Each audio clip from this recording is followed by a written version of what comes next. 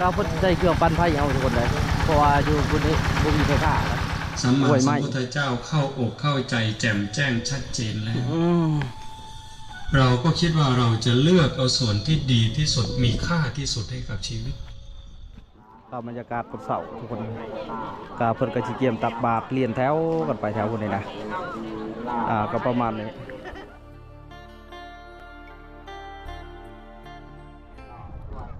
กับทักทายแล้วก็สบายดีมาทุกคนนะขอยินดีเข้าสู่ส่องบ่าวลำเงินวิถีชาวบ้านเช่นเก่าเช่นเดิมทุกคนกลับมาพบกันบรรยากาศตอนเช้าทุกคนที่ด้านขันด้านบนภูเชียงแฮ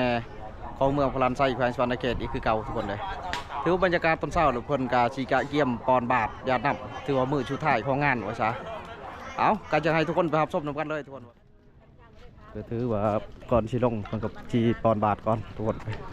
แล้วจังหลังจากนั้นเพิ่นก็ชีเดินทางนะเดินทางกลับบ้านของไฟดาวว่าซะจากนี้ก็แถวกระบดเอาใช่นี่คนซิตี้วงออกเป็นยังไงให้คนบรรยากาศคนเสาทุกคนกาเพิ่นกระชิเกียมตักบาตรเรียนแถวกันไปแถวคนนี้นะก็ประมาณนี้กาบ้าไร้บ้านทุกคนเลยประมาณนี้แหละอันนี้ก็ชีเป็นผ้าที่ว่าเป็นตีวงอ้อมกว้างเลยทุกคนเลยอันนี้ก็ย้ายไปแต่คนเรื่อยๆนะว่าใช่ที่เป็นผ้าที่คนก็ย้ายกันไปเรื่อยๆได้ทุกคนเลยก็ไล่บ้านมาเนี่ยเต็มทุกคนเลยคือที่ว่าตอนเพิ่นชีกับเพิ่นก็ต้องได้อนาคตว่าใช่สบายดีโดยมาแต่พลานไส้เขาเลยเนาะนี่โดยกับประมาณนี้ทุกคนเลยถือกับแม่นมดใช่เลยทางครูบาอาจารย์เกี่ยมแล้ววันนี้ใช่ไอ้คนเลยถือว่าหลายสารทิศนะเดี๋ยวกับปีนาอีกปีละเถื่อทุกคนเลยปีละเถื่อเพิ่งก็ชี้จัดคล้ายๆคือเก่านี่แหละนะเพิ่นชีนัดเอาหัวนั่น11 คำ12 คำมาจ้ะ11 คำนะครูบาอาจารย์เริ่มขึ้นแล้วจ้ะ11 คำครูบาอาจารย์เริ่มขึ้นมาแล้วกับบุญก็เริ่มแต่12 คำฮอด15 คำก็คือมือตักบาตรยานับก็คือจบแบบนี้แหละทุกคนเลยเอาอันนี้ไม่ออกคำพูวอนมาจากจัดเรียนเอาอันนี้ไม่ออกคำพูวอนมาจากสวรรค์เขตต่อวันพวันของผมพัฒนาต่อยอด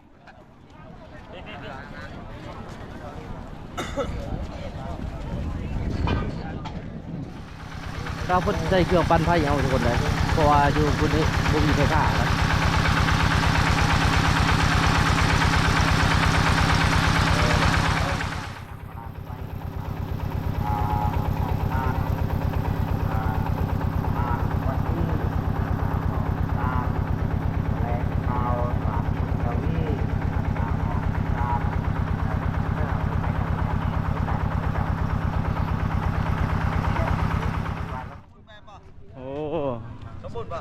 สมบูรณ์แบบ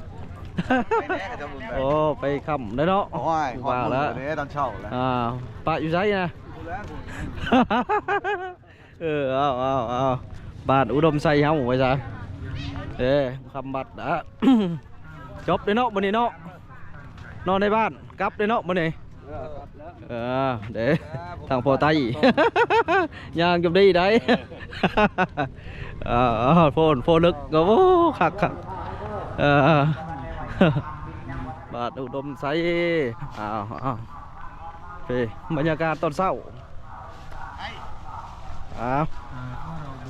หนึ่งเข่าเนาะตรงนี้เนาะบาดอุดมไซเฮาหัวจ้ามือนี้เมื่อแล้วพระจบภารกิจเนาะยามน้ำแล้วก็สำเร็จเจ็ดชิ้นบวชคำแล้วก็เมื่ออันนี้หนึ่งกินแดงหัวจ้ากินเองทำทางนั้นแล้ว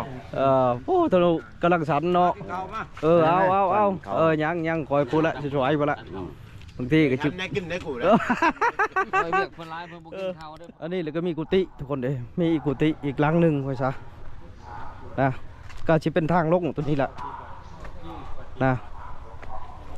เป็นทางลงแล้วก็เขาไปนี่ กุฏิครูบาพ่อชาเพิ่นสิอยู่แบบกรรมฐานอยู่หลุมพุ่นละทุกคนเลยอยู่แคมป์เซ่ปุ๊เดี๋ยวสิพาทุกคนเข้าไปเบิ่งนี่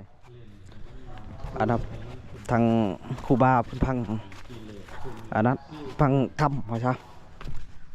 นี่เพราะว่าเพิ่นสายกรรมฐานเพิ่นบ่ได้ออกมาปอนบาตรนำคณะนะเพิ่นสิปอนบาตรเพิ่นสิอยู่ผู้เดียวเพิ่นต้องมีผู้มายอดนะบ่ยอดเพิ่นก็สิมันต้องมีผู้มายอดทุกคน สิไปหากินก็อยู่บ่คือไปซะน้ำตัวนี้แล้วเพิ่นใส่เครื่องจักรปั่นบางอย่างนี่ทุกคน เพิ่นปั่นมาแล้วเพิ่นก็สิมาผักน้ำอยู่ในนี้นะนี่ผักน้ำแล้วเพิ่นสิโดดจากนี้ขึ้นไปอีกเด้ทางลงนี่ก็ถือว่าไกลเติบว่าซะแต่ถึงลงมาหาลุมครับประมาณอยู่50 เมตรทุกคนเลยแล้วก็ลงมาเรื่อยๆนี่แหละมันเป็นเซ่อยู่ลุมนี่นี่มันชิลงมาเรื่อยๆนะถือว่าผู้ประจักษ์กับมาทางนี้ว่าซะเพิ่นเอิ้นว่ากุฏิครูบาหังว่านะซื้อเพิ่นซื้อหัง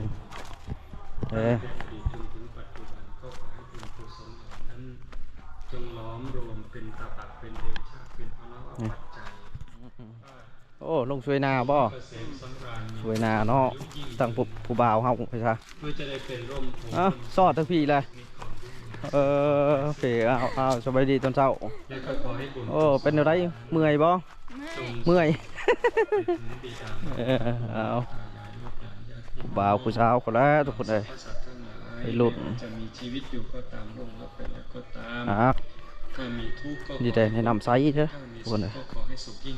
บนอาณาจักรบนพนอยู่แล้วบนพระกรรมฐานพนอยู่บนนี่ตลอดได้บ่ว่ายามแรกยามพ้นทุกคนเลยดวงจิตดวงใจของเราท่านทั้งหลายให้เป็นผู้แก้วกล้าเทศเป็นพังเทศเนาะในการสร้างบุญสร้างกุศล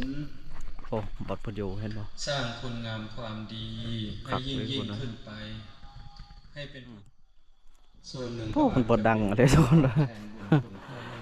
เปิดดังนี่อยู่ทั้งปี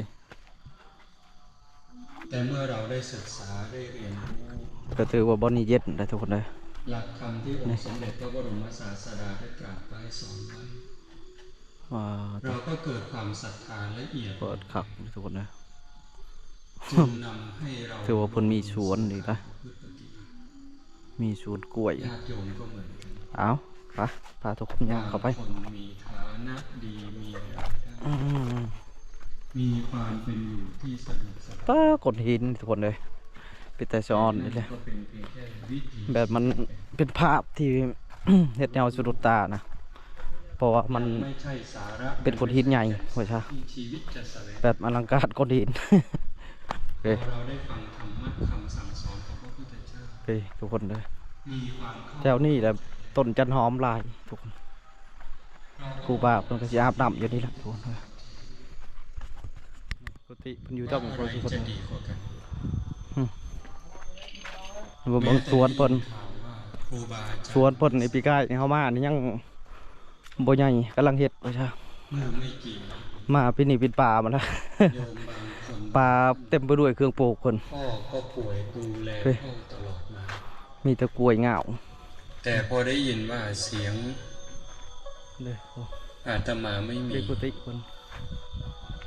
นี่อันนี้สวนก็บอกพ่อให้พ่อรอก่อนบอกเดี๋ยวชิป้าทุกคนขึ้นไปทางเมื่อยทุกคนเลยขึ้นภูนี่เขาเลี้ยวเบิ่งนี่ม่วนพอขึ้นมาแล้วเมื่อยแต่ก็คักวิวมันงามนี่พอได้ปีนภูเก่งนี่ถือว่าผู้น่าแข็งแรงเลยทุกคนงนหินเลือกเอาส่วนที่ดีที่สุดให้กับชีวิตปัจจัยสี่ไม่ว่าจะเป็นอาหาร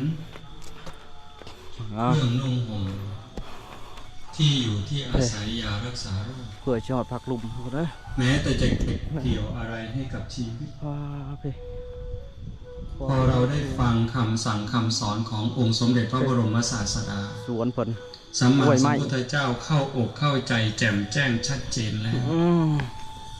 เราก็คิดว่าเราจะเลือกเอาส่วนที่ดีที่สุดมีค่าที่สุดให้กับชีวิต แทนที่เราจะอยู่บ้าน เก็บเงินเก็บทองทำการทำงานหารายได้ สร้างฐานะ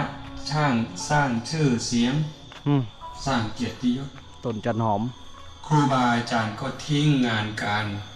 อันนี้กุฏิปัญโย งานกิจนิมนต์บางรูปบางท่านเป็นพระครูเป็นเจ้าคณะตำบลเป็นเจ้าอาวาส ทุกคักเลยทุกคนนะ เป็นพระอุปัชฌาย์ขอเวลาญาติโยมสัก10 วัน10 กว่าวัน ก็ถือว่าเฮาก็สิเดิน ให้อาตมาไปตามทางของ คลิปนี้ก็สิจบเพียงเท่านี้ทุกคนนะ อาตมาอยู่อย่างพระ พบกันในคลิปต่อไป ได้ดู ว่าเฮา จิต สิไป ดู เลาะ ใจได้อบรม ให้ บ่ ทุก ม คน เพ ติด าะ ตาม จิต เอาอีก ใจ ทุกคน ตนเอง คลิปนี้ถือว่าจบคลิปเพียงเท่านี้ บนวิวงามๆที่กุฏิย่าหังว่าซะ เลือกเอาส่วน สบายดี ที่ดีที่สุด